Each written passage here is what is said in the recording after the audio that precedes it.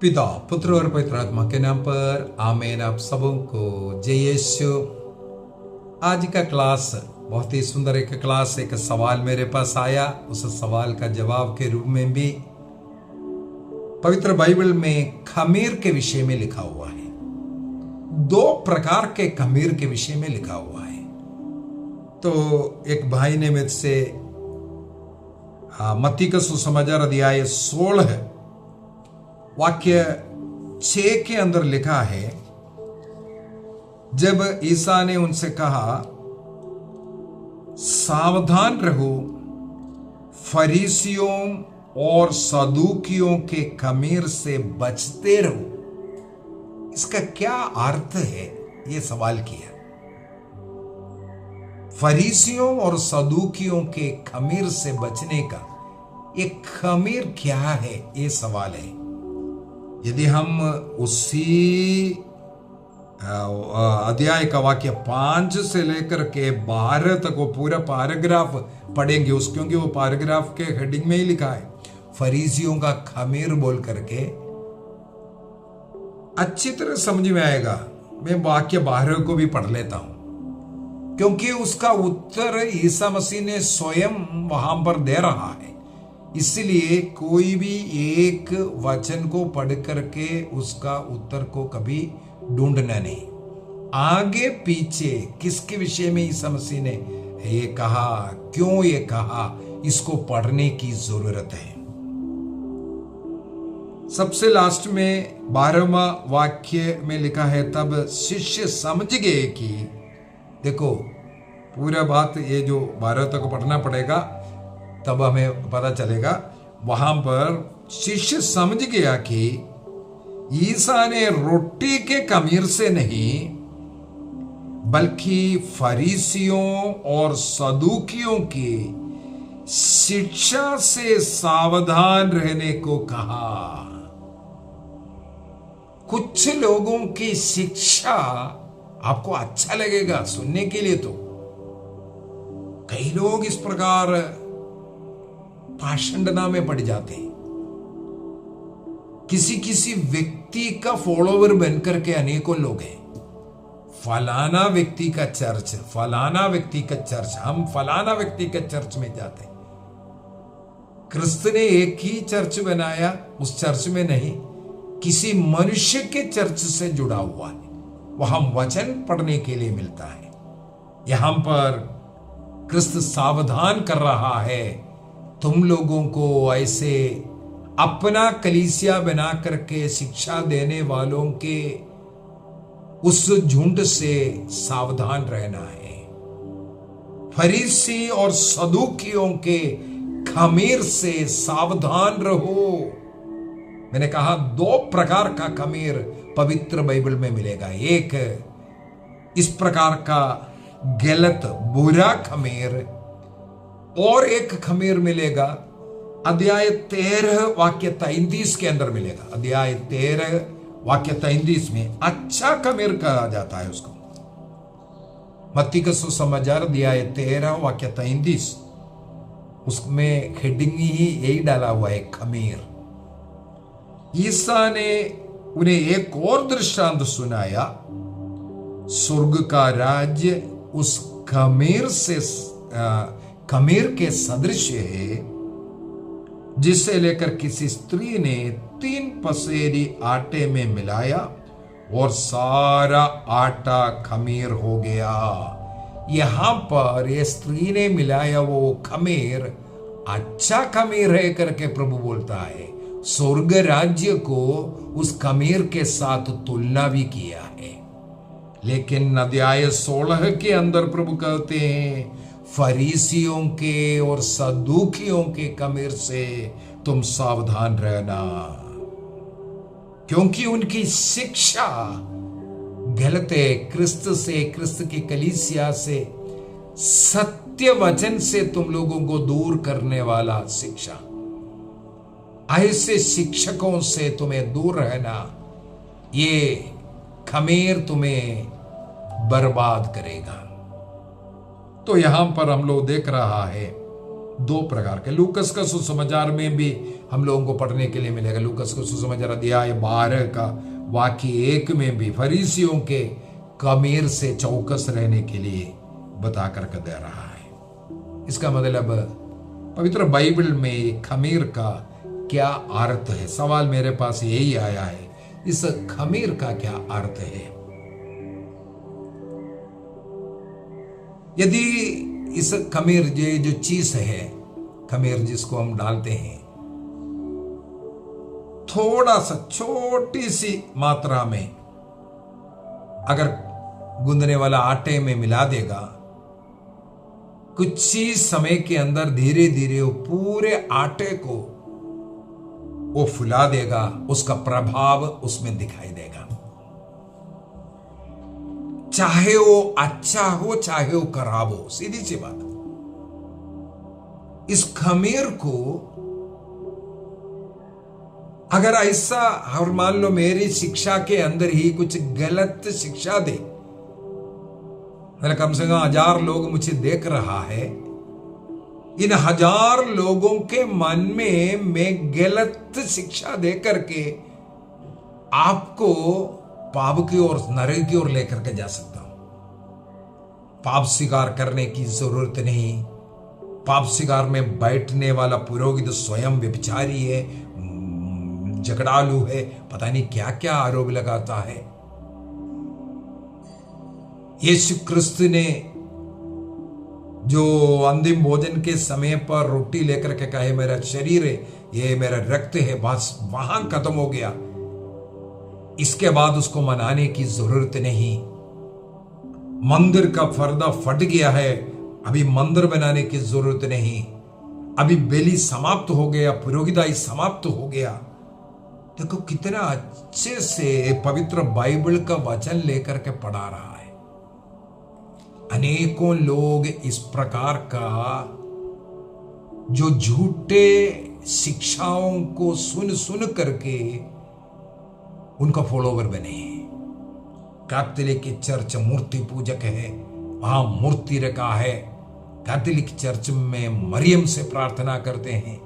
बाप रे, माता मरियम का, ईश्वर की मां का नाम भी इतना इतना गंदी तरीके से लेते हैं। ऐसे लोगों की बातों को मानकर अनेकों लोग अपने जीवन नष्ट कर रहा है, शैतान के हाथों में दे रहा है। यदि हम इस खमीर के विशेषता के विषय में अगर हम सीखें, यहूदी परंपरा के अंदर यह खमीर अधिकतर जगहों पर गलत वस्तु के प्रतीक के रूप में दिया है। इसलिए प्रभु के लिए जब अन्न बलि अर्पित की जाती है उसमें खमीर नहीं डालना, मधु नहीं डालना, ये कर करके लिखा है। क्योंकि उसमें ये खमीर का मतलब भ्रष्ट जीवन, पाप का जीवन,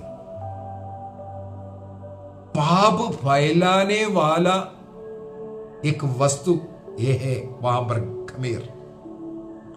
निर्गमन ग्रंथ अध्याय 12 वाक्य 15 में इसलिए नियम बनाया है, बेखमीर रोटी का पर्व मनाना है। बेखमीर होना चाहिए, उसमें खमीर नहीं बनाना है। इसका मतलब यहूदी परंपरा में खमीर मिलाने का मतलब हो गया पाप का वो एक चिन्ह है, प्रतीक है।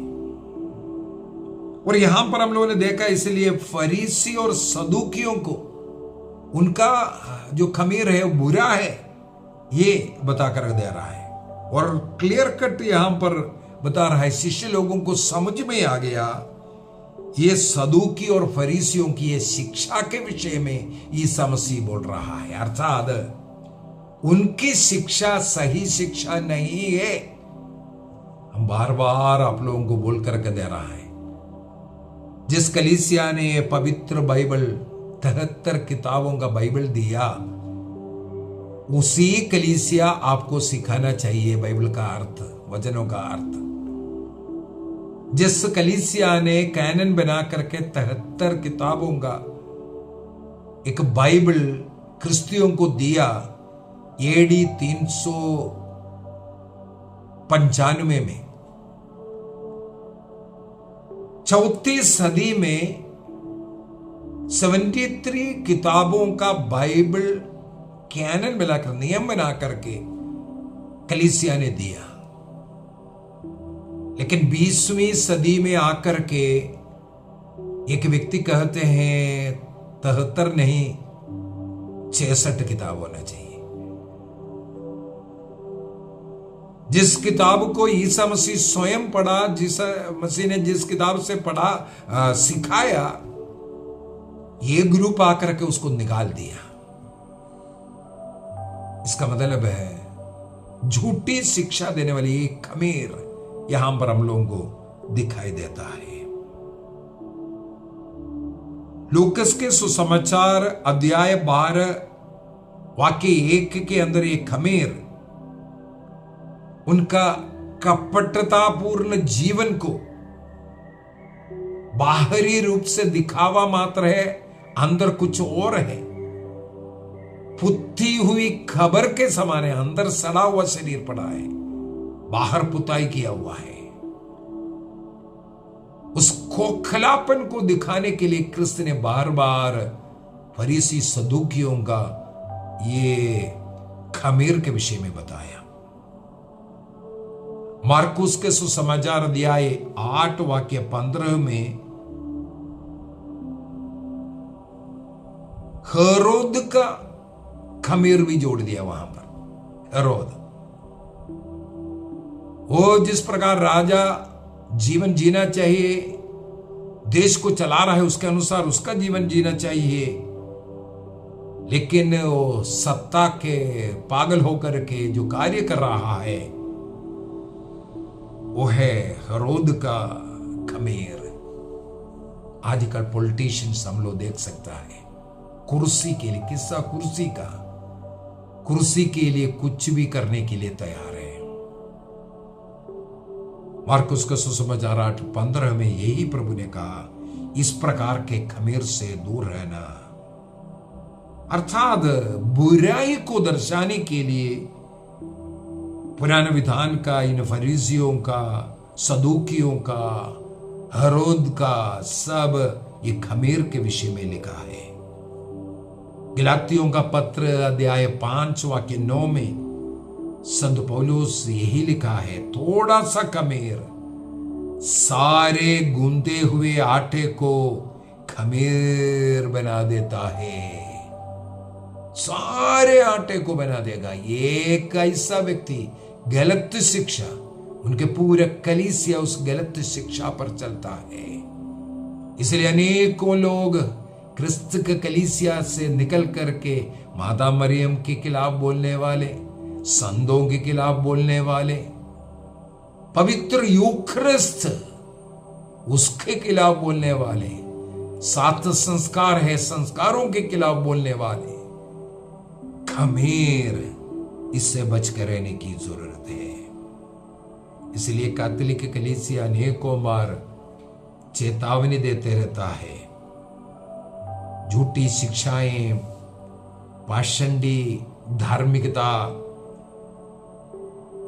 ये बाहरी कुछ दिखावा, गिराना फिराना जो भी है, इससे आपको बचकर रहने के लिए यही फरीसी की खमीर है। लोगों को आकर्षित करने के लिए, लोगों की संख्या उधर जोड़ने के लिए उन लोग कुछ भी करेगा।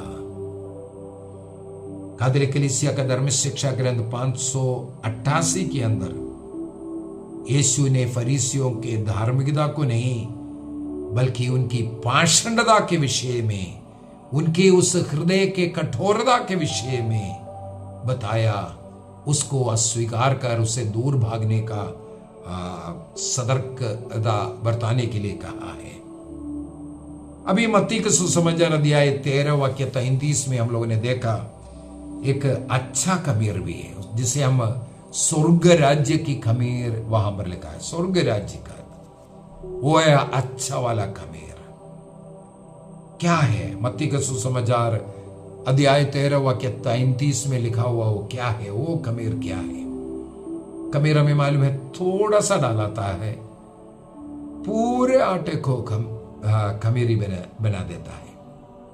शुरुआत ईसा मसीह आया, एक शिष्य को बुलाया, 12 प्रेरितों को, इस प्रकार शुरू हो रहा है। पेंतिकोस्त के दिन में 3000, अगले दिन 5000, इस प्रकार बढ़ते, धीरे धीरे बढ़ते जाने वाला, और समस्त संसार में आज इस क्रिस्तु विश्वास में रहने वाले लोग सबसे ज्यादा है। केवल 2000 वर्ष ही हुआ क्रिस्त ने सुसमाचार सुना करके, मैं ईश्वर हूं और जीने का मार्ग मनुष्य को बता के दिया, मुक्ति प्राप्त करने का मार्ग क्रिस्त ने बता करके दिया। क्रिस्त के द्वारा मनुष्य को मुक्ति है। ये एक प्रकार का खमीर, छोटा सा थोड़ा सा एक खमीर लगाया, पूरे संसार में फैल गया। सबसे ज्यादा विश्वासीगण क्रिस्तीय समुदाय का। कैथोलिक कलीसिया का धर्म शिक्षा ग्रंथ 2660 के अंदर 2660 के अंदर लिखा है, पवित्र आत्मा की कृपा ही इस